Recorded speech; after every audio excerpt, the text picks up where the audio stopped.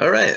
So I did the rock climbing dyno for my project. So essentially, it's when a climber has both of their hands and feet on the wall, and then they push off from their legs, let go of the rock completely, and grab another hold higher up on the wall.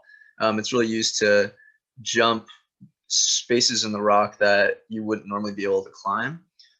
Individually, the structural constraints are going to be obviously height and strength.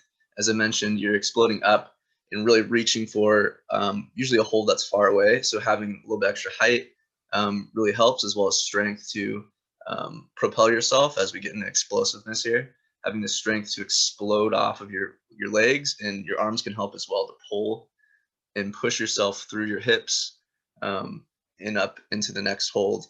Coordination, obviously moving your arms and legs at the same time. If you move your legs and then let go of your arms too late, you're not going to be generating as much force potentially as you could have.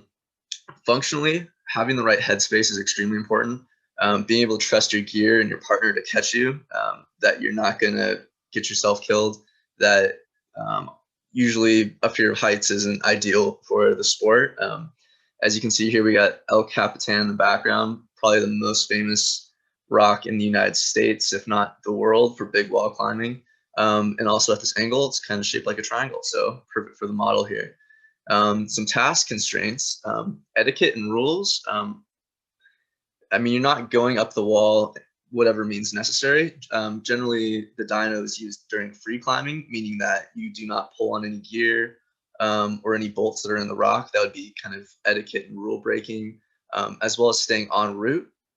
So like one rock wall can have potentially like dozens of different climbs, but if you commit yourself to a specific route, you're generally just staying on holds that are on that route. Gear, as I was saying, if you're, say, aid climbing, meaning you have a lot more gear with you, potentially you wouldn't need to dyno. You can place a piece of gear and pull on a piece of gear, but that's a different style of climbing. Different styles of climbing have different gear. And then grade is going to be the difficulty of the climb. So in America, it's based on the Yosemite decimal system, and it goes from like 5.1 all the way to 515. And there's a great deal of difficulty between the different climbings, but just think of grade as difficulty. Environmentally, obviously rock layout is going to be a huge factor, whether you're outside climbing or climbing indoors. Even in indoors, you have the different colored holds, and you're supposed to stick to those same colors as you climb up the rock. If you're outside, potentially you can't dyno in certain situations because maybe a hold's too far away, or the holds are too small and not good enough to jump off of. Weather, obviously, huge factor. Outdoors, you can't climb rock that's like super slippery because it just rained, or super wet and cold because it snowed. Social cultural, having a mentor or guide is extremely important. Super helpful to have someone that trusts you not to get yourself hurt. Otherwise, you're going to have to go through maybe a third party to pay someone to kind of teach you how to use the ropes. And that goes to the next one. It's pretty expensive as far as having someone to teach you how to do it, or to buy the gear yourself. So as far as in a culture or a society where it's less, it's more poverty, or that you don't have a lot of rock in your area, like say Nebraska, there's not going to be a whole lot of outdoor rock climbing kind of thing. All right, moving on to the movers here. As I mentioned, arms, legs, and like kind of chest and torso are going to be the most important. So this is the elementary mover here. It's going to show the video once quickly, and then it's going to slow down here. So obviously explode up through the hips and jump up there. If we stop the video here, you can see that the mover has really good hands and is on decent feet there. You'll see that kind of rocks back, and then as they jump up, you can see the angle here in the arms. They're pulling their chest in towards the rock. That way, when you explode up through your legs, you're not jumping off of the rock, you're pulling yourself in towards the rock. Now this one his arms are a little bit almost too far in, you're kind of wasting some energy doing that.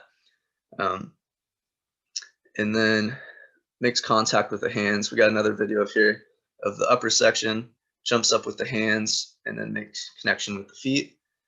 So hops up, hands are completely off the rock, legs leave the rock, and then makes contact with the hands. I mean, it's hard to tell from the angle, but it's a little bit overhung. It's I had to put my phone like in a crevice like 30 feet up because all the gyms are closed. You can't videotape at a gym, but this works for this purpose. You can see here, elementary mover, definitely made some mistakes. It's not a super far jump. It's not super difficult. If we move over to the mature mover, this is Chris Shawarma here in Spain. He's a professional climber. You can see as he sets up, his feet are really on nothing. His right hand is just in a hold with fingers. His left hand's not on too bad of a hold, but altogether kind of a difficult position.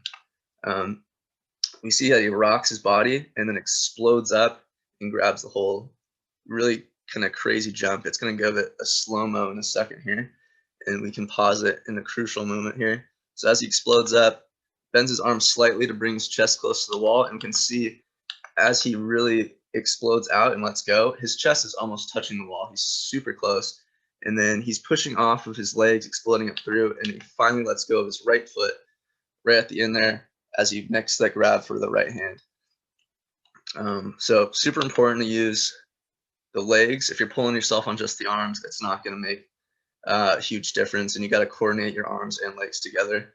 For the elementary mover to improve upon their movement, definitely help to try something maybe in a gym or outside that's farther away, really challenging themselves. Obviously, like squats or some sort of explosive like box jumping would be really helpful to really improve their motion on this movement.